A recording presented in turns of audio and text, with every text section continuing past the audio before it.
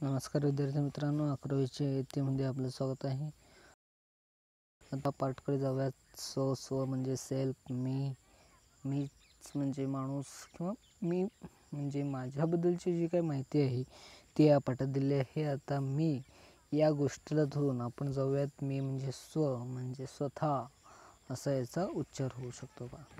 त्यानंतर कृतीमध्ये कृती पहिल्याकडे मी जातो. तिसरा धडा मधील खाली काही वस्तू, प्रस्तावना व स्वसंकल्पनेचे घटक, व्याख्या, स्व आणि जीवनचक्र, स्व आणि लैंगिक भूमिका ओळख, स्वसादरीकरण, स्वनियमन, कार्ल रॉजर्स यांचा स्वसिद्धांत. या गोष्टी आपण पाहूयात. 8 घटक आहेत. 8 घटक आपण पाहूयात. आता कृती पहिली आहे, मी वाचतो. तुम्ही कोण आहात? मी मुलगा आहे किंवा तुम्ही मुलगी असाल, मुलगी. ओके. मला टिंबटिंब करायला आवडतं. मला अभ्यास करायला आवडतं, असं तुम्ही या ठिकाणी गाळी जागा भरू शकता. मी टिंबटिंब चांगले करू शकतो. मी अभ्यास चांगलं करू शकतो किंवा मी चांगले खेळू शकतो इत्यादी. मला हे बनायला आवडतं. मला शिक्षक बनायला आवडतं, असं तुम्ही लिहू शकता. माझ्याबद्दल सर्वात महत्त्वाची मित्र ही गोष्ट आहे, असं तुम्ही लिहू शकता. काही जण आई लिहितात, काही जण वडील लिहितात इत्यादी. मी मुलगा आहे किंवा मुलगी आहे. ही कृती पहिली संपली. त्यानंतर प्रस्तावनाकडे जाऊयात आपण. प्रस्तावनामध्ये पहिली कृती करताना हे लक्षात येईल की आपण सर्व एका अतिशय गुंतागुंतीच्या जगाचा भाग आहोत. गुंतागुंतीच्या म्हणजे मुलगा, मुलगी, लहान मोठा असे जे काही गुंतागुंतीचे भाग आहे याच्यामध्ये आपण एक भाग आहोत, जगाचा भाग आहोत. आपण मुलगा, मुलगी, विद्यार्थी, शिक्षक, मित्र, सवंगडी अशा वेगवेगळ्या भूमिका करत असतो. नक्कीच मुलगा, मुलगी इत्यादी. आता तुम्ही काय आहात? मुलगा आहात. मी काय आहे? शिक्षक. म्हणजे ही माझी शिक्षक म्हणजे माझी भूमिका झाली. आता आपण या प्रश्नांची उत्तरे वेगवेगळ्या रीतीने देऊ शकतो. या सर्व उत्तरांची गोळा बेरीज म्हणजे हे जे काही वरील कृतीमध्ये विचारले प्रश्न आहे किंवा याच्यावरती जे काही दिलेले आहे त्यांचा सर्वांचे जर गोळा केले तर हा स्व तयार होतो. या ठिकाणी म्हणजे तुमचा स्व आहे. आता वरती जे काही दिले आहे त्याच्यामध्ये तुम्ही सर्वांमध्ये स्व आहात, म्हणजे तुम्ही आहात ना याच्यामध्ये. आता स्वची व्याख्या या ठिकाणी दिली आहे ते पाहूयात आपण. स्वची संकल्पना म्हणजे, आता स्वची संकल्पना म्हणजे माझ्याबद्दल जे काही माहिती आहे, तुम्ही जे आहात आणि तुमच्याबद्दल स्वतःचे ज्ञान होय. आता मी शिक्षक आहे, माझ्याबद्दल स्वतःचे ज्ञान किंवा मी शिक्षक आहे म्हणून काय कार्य करतो तुमच्याबद्दल माझ्याबद्दल जे काही माहिती आहे ते म्हणजे ज्ञान होय. या ठिकाणी ही जी किंवा त्या व्याख्या आहे हे तुम्हाला 1 मार्काला किंवा 2 मार्काला किंवा गाळलेल्या जागा किंवा चुकीची जोडी लिहा यामध्ये येऊ शकतं. यात आपल्या विषयाच्या शारीरिक, मानसिक आणि सामाजिक विचार आणि भावना या विषयांचा समावेश. मी म्हणजे माझी शारीरिक क्षमता झाली, म्हणजे मी संपूर्ण म्हणजे माझे शारीरिक अंग वगैरे. मानसिक क्षमता म्हणजे मी काय बोलतो, कसं वागतो ही क्षमता झाली. सामाजिक विचार म्हणजे मी समाजाशी कसं वागतो. आणि त्यानंतर भावना म्हणजे मी सर्वांशी भावना व्यक्त कसं करतो. म्हणजे एखाद्या ठिकाणी एखाद्याला काय तर करताना लागलं तर आपण काय म्हणतो, अरे रे बापरे, ओके असं म्हणतो ना आपण. मग त्यानंतर आपण अशी काय भावना व्यक्त करतो का, हे जा रे तुला लागलं आहे असं म्हणतो का आपण? नाही. अशी मानसिक क्षमता असते. यात आपल्या वर्तनांचा, आपल्या क्षमतांचा आणि आपल्या व्यक्तित्व गुणांचा समावेश होतो. आपली स्वची संकल्पना पूर्व बाल्यावस्थेत आणि कुमारवयात फार वेगाने विकसित. आता कुमार वय म्हणजे तुम्ही जे आहात आता 17-18 वर्षाचे, यामध्ये हे कुमारवय आहेत. आणि पूर्व बाल्यावस्था आपल्या पुढे आपण पुढच्या धड्यात पाहणार आहोत. अवस्था म्हणजे काय त्या ठिकाणी तुम्हाला विस्तृत लक्षात येईल. यामध्ये फार वेगाने विकसित होते. म्हणजे आपण काय आहोत, कसे आहोत हे कुमारवयामध्ये आणि बाल्यावस्थेमध्ये विकसित होताना पाहतो. आपण संपूर्ण आयुष्यात ही संकल्पना सारखी घडत आणि बदलत असते. संपूर्ण आयुष्य आता लहान वयात आपल्याला मी काय आहे, मी कसा आहे हे आपल्याला कळत नाही. पण जेव्हा आपण थोडे मोठे होत जातो, म्हणजे जेव्हा कुमार वय संपत येतो तेव्हा मी काय करत आहे, मी कुठे आहे, मी कसं आहे, मी काय नोकरी करतो का नाही, याबद्दलची जी काही संकल्पना असतात त्या आढळतात या ठिकाणी. त्यानंतर जाऊयात पुढे आपण स्वसंकल्पनेचे घटक. स्वसंकल्पना म्हणजे माझ्याबद्दलची जी कल्पना आहे त्याचे घटक पाहूयात आपण. स्वसंकल्पनेबद्दल विचारलेल्या विशिष्ट प्रश्नांची वेगळी उत्तरे असू शकतात. आता विचारले, पण स्वसंकल्पनेचे एकूण घटकच सर्वांसाठी सारखेच असते. आता रेस्टन आणि म्हणजे हेफनर 1994 यांनी जेव्हा 200 विद्यार्थ्यांना या संदर्भात 20 प्रश्न विचारले, तेव्हा सर्व सहभागी व्यक्तींना 8 श्रेणीमध्ये विभागता आले.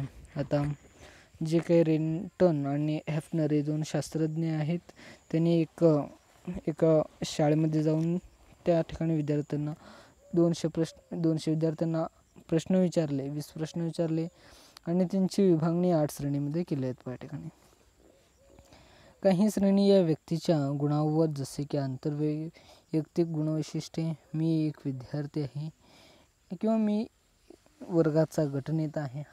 200 विद्यार्थ्यांमध्ये सर्वे करताना कसा आला असेल हा प्रश्न मी सांगतो. तर तुम्ही का आहात, काय आहात, हे प्रत्येक विद्यार्थ्या सर्वांसमोर विचारल्यावर सर्वांचा प्रश्न एकच, पण वेगळ्या म्हणजे एका खोलीमध्ये घेऊन त्यांना विचारलं, म्हणजे सर्वांना एक त्यांना खोलीमध्ये घेऊन विचारलं, तू काय आहे. तर त्यांच्या डोक्यात विचार प्रक्रिया सुरू होते. त्या निमित्तात मी या 11वीचा व्हॉलेंटियर आहे, म्हणजे व्हॉलेंटियर आहे असं म्हणतात. म्हणजे त्यांनी माहिती सेव्ह केली. काही मुले सांगतात मी विद्यार्थी आहे, मी काय आहे, मी मुलगा आहे, अशी वेगवेगळे उत्तर असू शकतात. असे या ठिकाणी सर्वे केली या ठिकाणी. मी एक विद्यार्थी आहे, मी वर्गाचा गटनेता आहे, म्हणजे व्हॉलेंटियर. अभिरुची म्हणजे मला मानसशास्त्र आवडते. अभिरुचीमध्ये त्यांनी विचारलं तुला काय आवडतं, तर काही जण सांगितले मला मानसशास्त्र आवडतं, काही जण सांगितले वेगवेगळ्या त्यांच्या आवडी असतात. आता आवडीमध्ये ते एकच आवडी सांगणार आहेत का, ते फार आवडते म्हणून नाही. आता वेगवेगळे सांगू शकतात, कारण परिस्थिती त्यांना माहिती नसते त्यावेळेस. ओके, आता आपण एका संमेलनात गेलो, आपण काय आहोत हे विचारल्यावर त्या ठिकाणी त्याची भूमिका जी काय असते हे तो सांगत असतो. ओके, किंवा मला नृत्य आवडते, हे अभिरुची, तुला काय अभिरुची आहे असं विचारल्यावर असे उत्तर त्यांना मिळाले. वैयक्तिक मते, तुझ्याबद्दल मत काय असं विचारल्यावर मी प्रतिष्ठेसाठी घेतलेल्या बळीच्या विरोधात आहे, किंवा मी बालकांच्या शाळांच्या विरोधात आहे, आणि स्वजाणीव, मी चांगली व्यक्ती आहे, किंवा मी सबळ कारणं घडल्याशिवाय चिडत नाही. इतर श्रेणी, सामाजिक वातावरणात आता वरील जे काही दिलेले आणि विचारले प्रश्न होते या ठिकाणी त्यांनी अशा श्रेणीमध्ये विभागणी केली. जसे जन्मजात मिळालेली मी एक स्त्री आहे. आता ही जी काही ओळख असते ते आपण पाहू शकतो. आता तू कोण आहे, तर आपण सांगू शकतो मुलगा किंवा मुलगी, स्त्री, पुरुष इत्यादी. आता जन्मजात मिळालेली ओळख हीच असते, आपण मुलगा आहे किंवा मुलगी आहे इत्यादी. मी एक स्त्री आहे, किंवा मी एक भारताचा नागरिक आहे, किंवा सामाजिक भिन्नता दर्शवणारे मी एक वेगळ्या देशाचा नागरिक आहे, किंवा मी भारताच्या वेगवेगळ्या प्रांतातून आलो आहे. येथे हा मुद्दा आहे की मी कोण आहे, याची खूप विविध उत्तरे असू शकतात या ठिकाणी. आता त्यानंतर कृतीकडे दुसऱ्याकडे जाऊयात. रेंटश आणि हेफनर यांनी दिलेल्या प्रारूपात असलेल्या वेगवेगळ्या श्रेणींचा तुमचे वर्णन करण्यासाठी व्याख्या बनवा. आता तुमची वर्णन करणाऱ्या व्याख्यामध्ये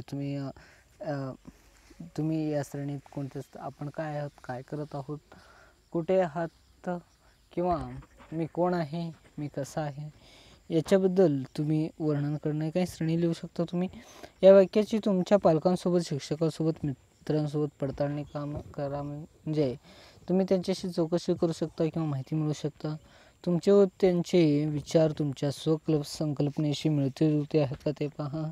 तुमचे जे काही विचार आहेत त्यांच्याशी मिळतात का ते पाहायचं आपल्याला. जर तुमचे आणि त्यांचे विचार जुळते नसतील तर तुम्ही स्वतःबद्दल बदलण्याचा कसा प्रयत्न कराल. म्हणजे विचारामध्ये तुम्ही जर त्यांच्या संकल्पनेशी मिळते नसेल तर तुम्ही त्याच्यामध्ये कोणते बदल कराल तुम्ही ते लिहू शकता. त्यानंतर व्याख्याकडे जाऊयात आपण. स्वसंकल्पना ही पूर्णपणे तुमची प्रतिमा असते. आता स्वसंकल्पना मागशीच पाहिलं असतो म्हणजे मी माझ्याबद्दलची प्रतिमा हे तुमच्या लक्षात व व्यक्तित्व गुणाची पूर्ण चित्र आहे. ही एक बोधात्मक संकल्पना आहे जी आपल्याला स्वतःविषयी काय वाटते ते ठरवते आणि आपल्या वागण्याची दिशा ठरवते. असे हॉर्टर 1996 मध्ये सांगितले. पाय ठिकाणी आपण वागण्याची दिशा ही मिळते. पाय ठिकाणी स्वमध्ये स्वबद्दल माहिती मिळवल्यावर एखाद्या व्यक्तीची स्वबद्दल असलेली पूर्ण संवेदन म्हणजे स्वसंकल्पना होय. एखाद्या व्यक्तीबद्दल जे काही माहिती असेल त्याची माझ्याबद्दलची ओळख इत्यादीला स्वसंकल्पना म्हणतात. हे हायलाईटमध्ये पुस्तकामध्ये दाखवलं आहे. मी स्क्रीनवर देखील त्याची व्याख्या दिली आहे. ही व्याख्या खूप महत्त्वाची आहे, लक्षात ठेवा. त्यानंतर एखाद्या व्यक्तीची स्वतःबद्दल असलेली पूर्ण संवेदन म्हणजे स्वसंकल्पना होय.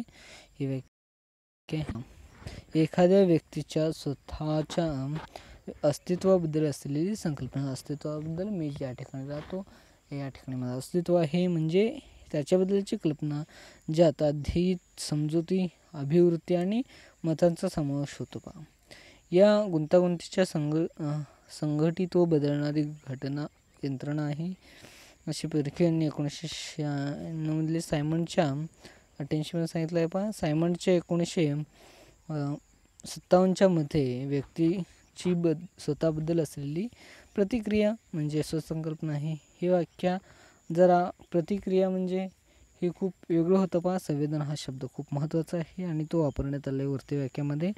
स्वसंकल्पनेचे 4 पैलू आहेत. तुम्ही ते पाहूयात. तुम्ही स्वतःला कसे संवेदित करते. व्यक्ती स्वतःबद्दल काय विचार करते म्हणजे माझ्याबद्दल मी काय विचार करते. व्यक्ती स्वतःला काय मूल्य देते.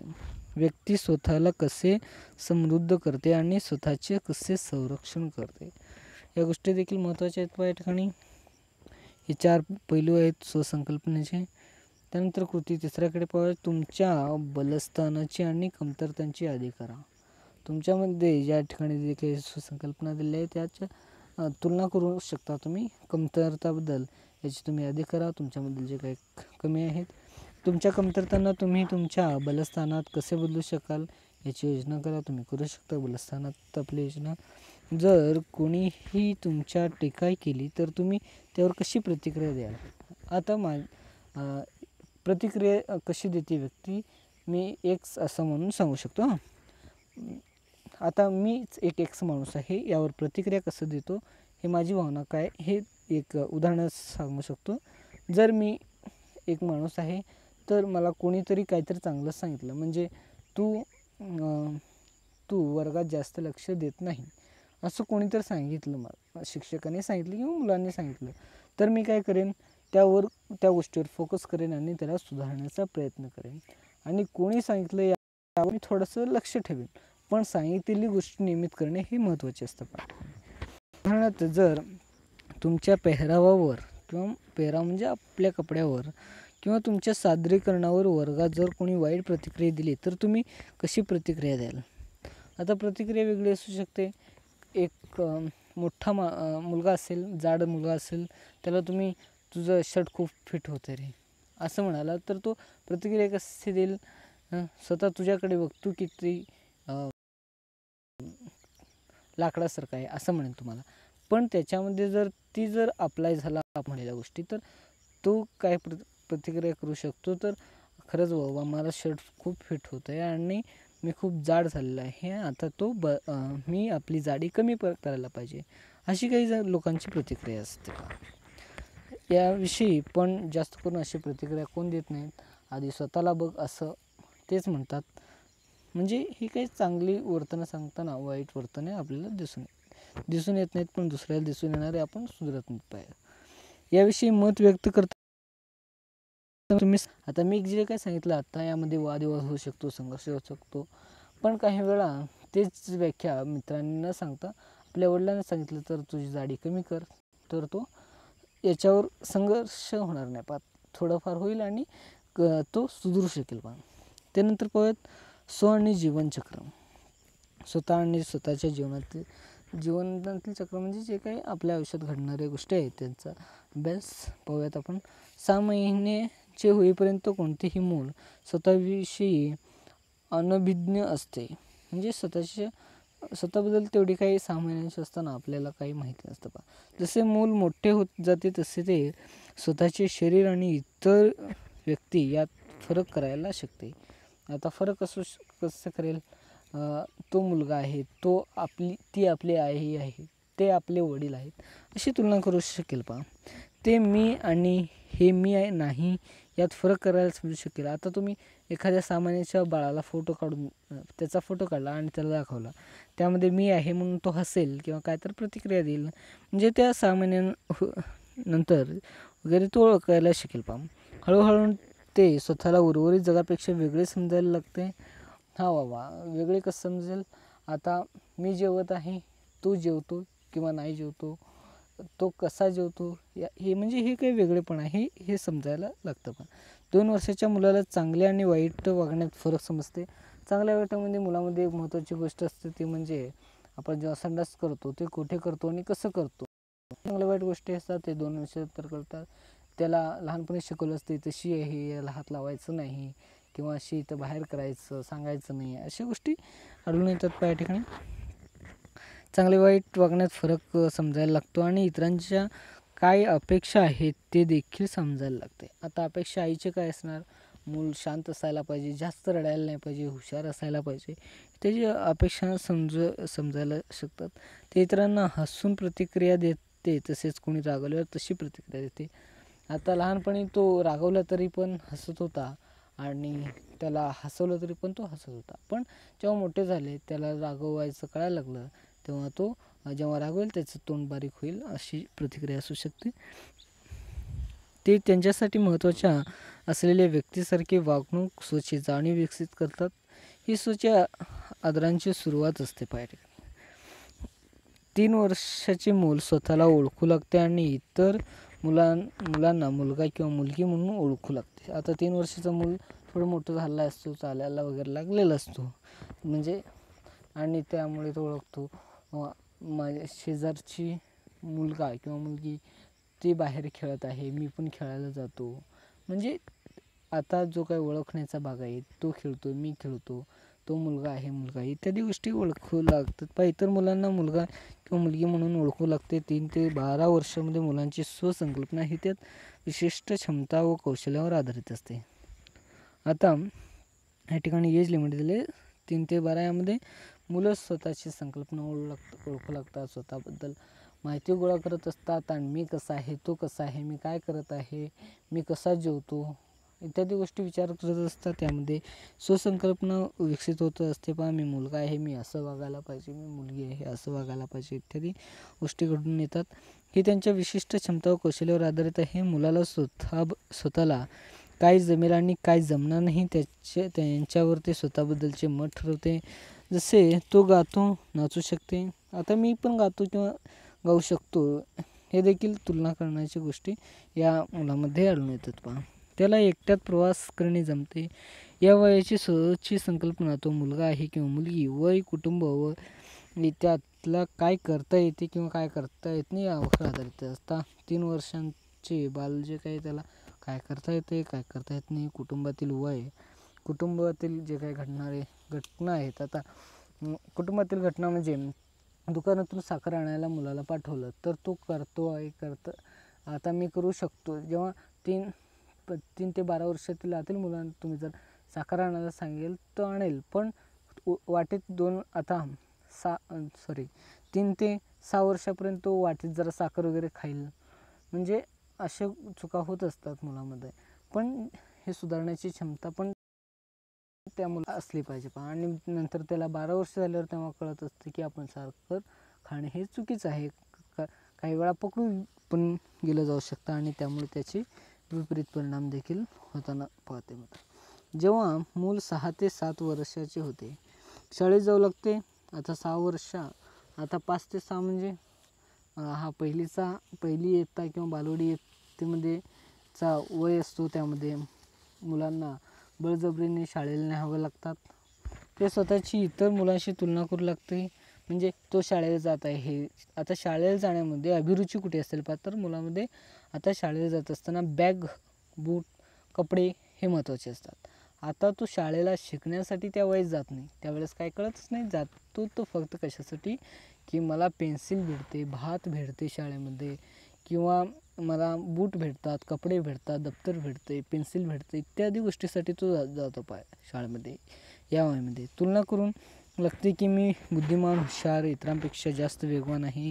म्हणजे काही मुलं चतुर असतात, त्यांना कळायला लागतं की मी याच्यापेक्षा हुशार आहे, याला काही कळतच नाही. अशा गोष्टी मुलामधून घडत असतात. हा काळ सामाजिक तुलना करण्यातील आहे. या वयात मुलं खोटं बोलायला आणि माहिती लपवून ठेवायला शिकतात.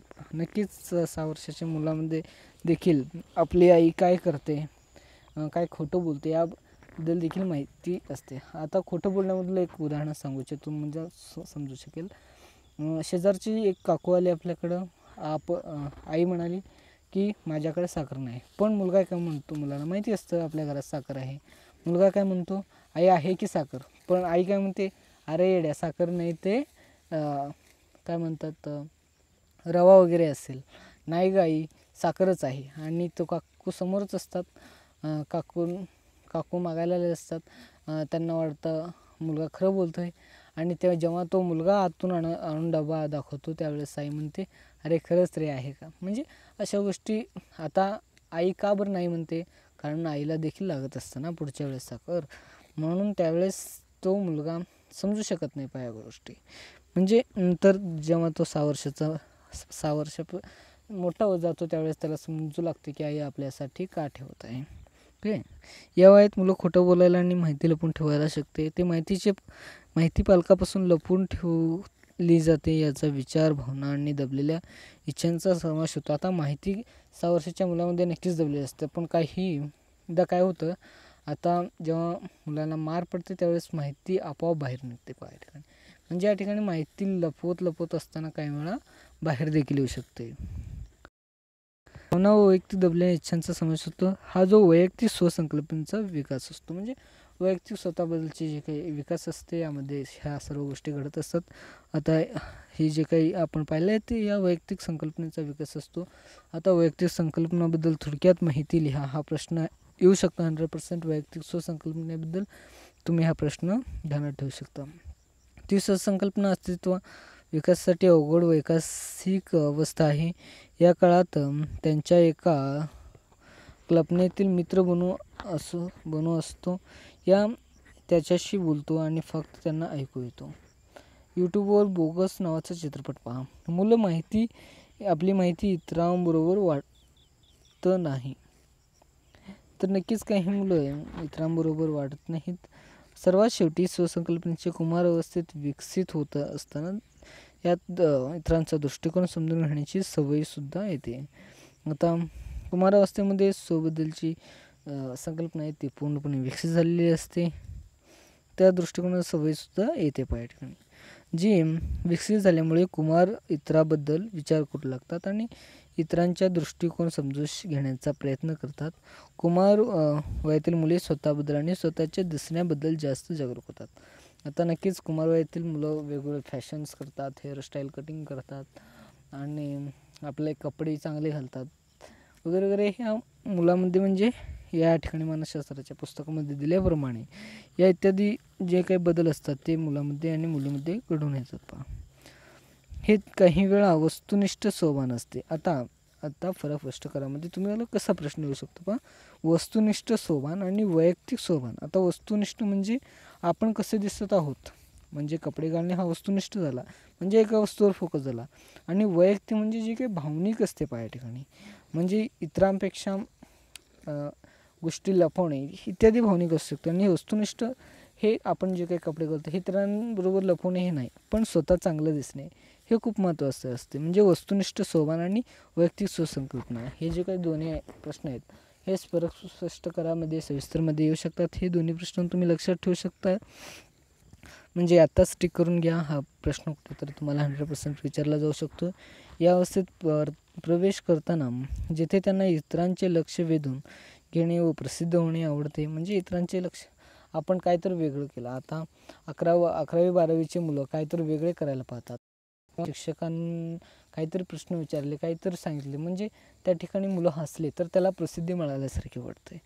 आता तुम्ही पाहिलंच असेल, काही विद्यार्थी आपल्या शाळेत असतात, यासाठी कुमारवयातील मुले समवयस्क मुलांसारखी वागण्याचा आणि दिसण्याचा प्रयत्न करतात. म्हणजे एकटा मुलगा केला म्हणजे सर्व मुला, आता दुसऱ्याला पण वाटतं की हा चांगला दिसतो हेअरस्टाईल केल्यावर किंवा चांगले कपडे घातल्यावर, आपण पण करायला पाहिजे, आपण पण शूज घ्यायला पाहिजे, असे वेगवेगळ्या समवयस्क म्हणजे आपल्या जो काही कुमारावस्थेमध्ये या देखील बदल घडताना पाहतात.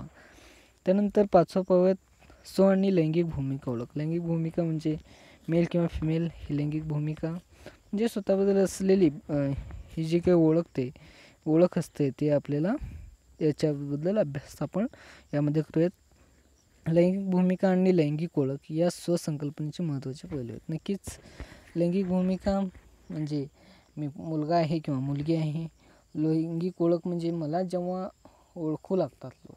आता मी जर एखाद्या मुलाने हेअरस्टाईल जास्त वाढवली, मुलीची साडी नेसली, तर तो मुलगी होणार आहे का? नाही.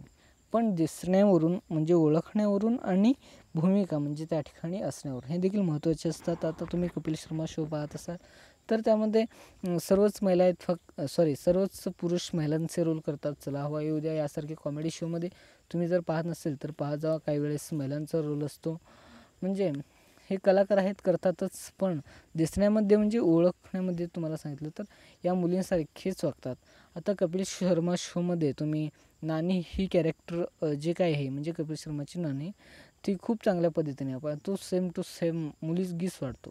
म्हणजे रिअली तो मुलगा आहे. तर तुम्ही ते पाहिलं नसेल तर ते तुम्ही म्हणजे तुम्हाला लैंगिक ओळख आणि लैंगिक भूमिका यामधला फरक ओळखण्यासाठी तुम्हाला मी एक्झाम्पल दिलं. लैंगिक ओळख आणि लैंगिक भूमिका या दोन वेगळ्या संकल्पना आहेत. लैंगिक भूमिका आणि लैंगिक आता चर्चा केल्याप्रमाणे लैंगिक ओळख म्हणजे ही जन्मजात असते, म्हणजे आपण मुलगा आहे किंवा मुलगी आहे जन्मजात मिळाली असते. आणि लैंगिक ओळख हे या व्यक्तीचे स्त्री पुरुष स्वतःबद्दल असलेले संवेदन आणि लिंग गुणसूत्राची जन्माला येणारे बालक हे मुलगा असेल किंवा मुलगी असेल हे ठरवते बा. आता लैंगिक ओळख पाहिलो आपण, मी आत्ताच सेंटेन्स वाचलेला. लैंगिक ओळख ही त्या व्यक्तींच्या स्त्री आणि पुरुष स्वतःबद्दल असलेले संवेदन आहे. लिंग गुणसूत्रामुळे जन्माला येणारे बालक हे मुलगा असेल की मुलगी असेल ते ठरते. आता लैंगिक ओळख पाहिलं मी. आता लैंगिक भूमिका पाहूयात. ही आपली मनोसामाजिक प्रवृत्ती आहे जी आपण समाजात राहू. लैंगिक भूमिका म्हणजे आपण पुरुष आहे, पुरुषाची जी काही सामाजिक क्रिया असतात यामध्ये म्हणजे समाजामध्ये घडत असतात त्याची भूमिका महत्त्वाची असते. पण म्हणजे लैंगिक भूमिकेमध्ये तो समाजाची जी प्रवृत्ती करतो त्याच्याशी जुळून घेणे असते. लैंगिक भूमिका हे मूल निरीक्षण व इतरांची नक्कल करण्यातून शिकवला जातो. आता पुरुषांची जी काही पद्धत आहे त्यामध्ये लैंगिक भूमिका महत्त्वाची असते. आता एखादी पुरुष असून देखील महिलासारखी बोलत असेल तर त्याची ओळख थोडे बिघडण्यात येईल आणि समाजाचा जो काही दृष्टिकोन असेल ते देखील बिघडण्यात येईल, म्हणजे बिघडू शकेल. म्हणजे हा मुलीसारखाच बोलतो किंवा हा मुलगी असून मुलासारखाच बोलते, अशी प्रतिक्रिया आपल्याला पाहायला मिळतात. आता लैंगिक भूमिका म्हणजे आपण जे काही समाजात असतो, समाजात आपण कसं वागतो, मुलगा किंवा मुलगी परंपरागत आलेल्या त्याप्रमाणे वागतो का नाही वागतो, म्हणजे आपण कसे बोलतो किंवा मुलगा असून देखील आपण मुलीसारखं बोलतो इत्यादी जो काही तुलनात्मक प्रतिक्रिया घडतात ते लैंगिक भूमिकामध्ये. लैंगिक ओळखमध्ये आपण जे काही जन्मजात मिळालेलं आपली स्त्री पुरुष असते ते म्हणजे लैंगिक ओळख असते. त्यामुळे लैंगिक भूमिका ही त्यामुळे लैंगिक भूमिका ही कौटुंबिक आणि सांस्कृतिक वातावरणात घडत जाते. काही वेळा आपल्याला हे दिसत की एखाद्या मुलगी एखाद्या गटात नेतृत्व समर्थपणे करत आहे. आताच्या आधुनिक काळामध्ये मुली देखील आपले कर्तृत्व गाजवण्यासाठी काही पुरुषाप्रमाणे काम करत असतात. काही वेळा आपल्याला हे दिसत आहे की एखादी मुलगी एखाद्या गटात नेतृत्व समर्थपणे करत आहे आणि खणखरपणे निर्णय घेत आहे. आपण असे म्हणू शकतो की ती मुलगी पुरुषासारखी वागते. म्हणू शकतो. काही वेळेस सामाजिक कार्यामध्ये मुली येत असतात त्यामुळे आपण म्हणू शकतो की मुलगी खूप हुशार आहे, ती पुरुषाप्रमाणे काम करते अशा गोष्टी आपल्याला पाहायला मिळतात. तुम्हाला असे पण दिसेल की एखादा मुलगा कलात्मक गोष्टीत किंवा अपरिचित स्वयंपाक किंवा इतरांना मदत करायला रस घेतो आहे, तर समाज अशी सवयी प्रतिक्रियासुद्धा देऊ शकतो की तो मुलगा मुलीसारखा वागतो, ज्यामुळे त्या मुलाला त्रास होऊ शकतो. कृपया लक्षात ठेवा की हे एखादे पुरुषाने स्त्रीचे काम करणे किंवा स्त्रीने पुरुषात काम करणे यात गैर काहीच नाही. नक्कीच आजकालच्या याच्यामध्ये आता तुम्ही रोडवर पाहिलं असेल की काही वडापावची गाडी वगैरे असतात, त्या ठिकाणी पुरुषच काम करत असतात किंवा विविध हॉटेलमध्ये वगैरे आता पण पुरुषच काम करत असतात. म्हणजे पुरुषांची आता स्वयंपाक बनवणे हा महिलांचं काम आहे, पण पुरुष करतात, हे खूप महत्त्वाचं आहे या ठिकाणी. आजकालच्या स्त्रियांमध्ये आपण नक्कीच पाहतो तो स्त्री ही पुरुषाप्रमाणे काम करते किंवा स्त्रियाप्रमाणे काम करतात. कामामध्ये तुलना करणे हे खूप गैरच आहे. तुम्हाला असं दिसेल की पंडित बिरजू महाराज, संजीव कपूर किंवा विक्रम गायकवाड हे ज्या क्षेत्रात स्त्रिया प्रामुख्याने आणला तर अशा क्षेत्रात प्रसिद्ध आहेत. नक्कीच हे जे कलाकार आहेत ते मी आत्ताच कलाकारामध्ये सांगितल्याप्रमाणे तुम्ही कलाकार पाहू शकता, त्यांचे नाव पाहू शकता, ते मुलीप्रमाणे काम करतात. तर फोगट भगिनी कल्पना चावला, किरण बेदी, अन्वी चतुर्वेदी लढाऊ विमानाची पहिली महिला स्त्री वैमानिक आहे या ठिकाणी. त्यांनी देखील अशा प्रतिष्ठित आहेत आणि त्यांनी पुरुषाप्रमाणे काम करूनच इत्यादी ही प्रतिक्रिया मिळवल्या आहेत या ठिकाणी. त्यानंतर या ज्या क्षेत्रामध्ये पुरुषाप्रमाणे आढळून अशा क्षेत्रामध्ये प्रसिद्ध आहेत. आपण असे म्हणू शकतो की आता लैंगिक भूमिका मिसळ आलेले आहेत असं काहीतरी शब्द असेल किंवा चुकीचा झाला असेल नक्कीच, किंवा असंच शब्द असू शकेल. नक्कीच स्त्री आता लैंगिक भूमिका ही थोडेफार मिळून आली आहे. म्हणजे लैंगिक भूमिका म्हणजे आपण जे काही समाजात कार्य करत होतो ते लैंगिक भूमिका होती. ही आता लैंगिक भूमिका हे पुरुष स्त्रियाचे देखील काम करतात, स्त्री पुरुषाचे देखील काम करतात. म्हणजे मिसळून आलेले आहे. समाज हे बदल मोकळ्या मनाने स्वीकारत आहे. नक्कीच समाजातील बदल हे देखील महत्त्वाचे आहे. पूर्वीचा जो काही समाज होता त्यामध्ये हे मिळून येणे कठीण होते या ठिकाणी, व याला मान्यता देतो आहे. त्याचे प्रतिबिंब जाहिरात क्षेत्रात पण उघडताना दिसतात. क्षेत्रामध्ये जाहिरात इंडस्ट्रीमध्ये तुम्ही पाहिलंच असेल तर काही स्त्रिया जाहिरात देखील करतात. एका उदाहरणात पाहूयात, प्रतिबिंब जाहिरात क्षेत्रात पण उमटताना दिसते. तर उदाहरणार्थ एका जाहिरातीला वडील मुलीला शाळेसाठी तयार करताना दिसतात. नक्की जाहिरातीचा परिणाम देखील समाजावर होत असतो. आता जाहिरातीमध्ये किंवा दुसऱ्या जाहिरातीत एक पुरुष घरात भांडी घासताना दिसतो. नक्कीच पुरुषांची देखील कामे जाहिरातामध्ये काही प्रमाणे म्हणजे जाहिरात वेगळीची असते, पण जाहिरातीमध्ये जो काही बदल असतात ते पुरुषांच्या स्त्रियांमध्ये देखील आहेत. आता आपण स्वसंकल्पनेशी निगडीत इतर संकल्पनेची माहिती घेऊ.